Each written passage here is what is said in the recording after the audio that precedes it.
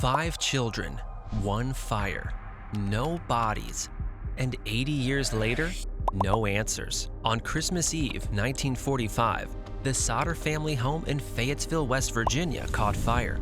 Within 45 minutes, the structure collapsed into ash, and 5 of the 10 children inside were gone.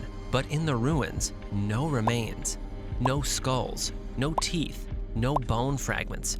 Just questions that never stopped burning. George and Jennie Sodder were Italian immigrants. George ran a successful trucking company and was outspoken, especially against Mussolini. That had earned him enemies, threats. That night, most of the family was home. The younger children had gone to sleep upstairs. Jennie, feeling unwell, went to bed early. The older boys stayed up, along with Sylvia, one of the daughters. Around 9 p.m., the phone rang.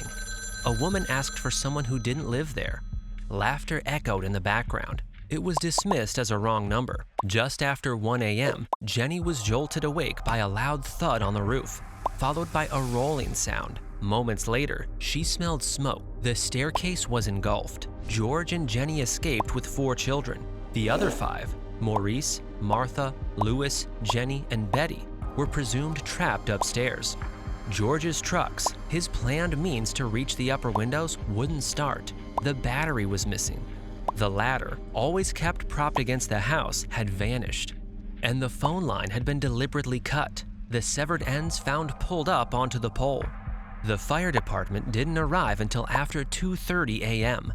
By then, the house was gone. No verifiable remains were found. Not one fragment linked conclusively to the children. Modern forensic experts assert no residential fire, however intense, can completely consume 5 bodies without leaving identifiable teeth, bones, or significant fragments. And then, the contradictions.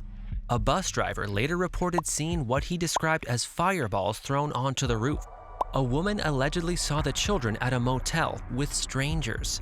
Unverified, unexplained. Fire Chief F.J. Morris later told the Sodders he had found a heart in the ashes and buried it. Years later, it was exhumed. A piece of human tissue and some charred vertebrae, barely enough to suggest 1 victim, let alone 5. In 1967, a letter arrived with no return address. Inside was a photo of a man in his 20s and a message. I love brother Frankie. Ill boys. A90132 or 35. George believed it was Louis. The FBI dismissed it as a hoax. The basement was finally excavated in 1967, years later. No evidence of burial, just undisturbed earth. No verifiable evidence of abduction. No conclusive evidence of death. Only the enduring, inexplicable void where 5 children should have been found. A house collapsed into ash, but the evidentiary void still stands.